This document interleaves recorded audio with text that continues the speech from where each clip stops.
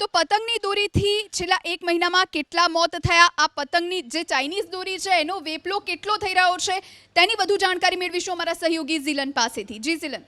જે જોઈએ આજે ખતરનાક ચાઇનીઝ દોરી છે. 11મી જાન્યુઆરીએ શહેરાની અંદર ફૂટવેર દુકાનની આડમાં ચાઇનીઝ દોરીની નો વેપલો થતો હતો.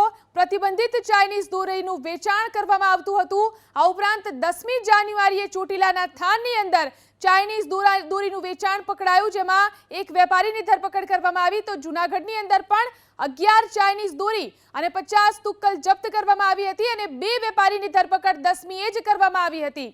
પ્રતિબંધિત ચાઇનીઝ દોરીનું વેચાણ જે રીતે થઈ રહ્યું છે, 9મી જાન્યુઆરીએ મહીસાગરની અંદર 59 ચાઇનીઝ દોરીની ફિરકી ઝડપાઈ અને એક વ્યક્તિની ધરપકડ થઈ હતી.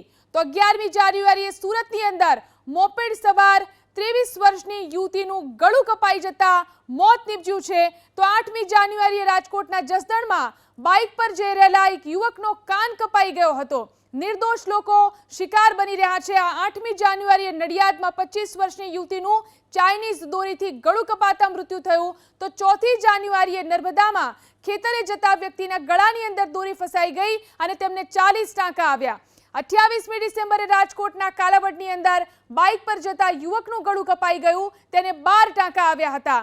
તો 18મી ડિસેમ્બરે સુરતના સચિન વિસ્તારમાં એક યુવકનું દોરીના કારણે ગળું કપાઈ ગયું અને તે ગંભીર રીતે ઇજાગ્રસ્ત થયો હતો.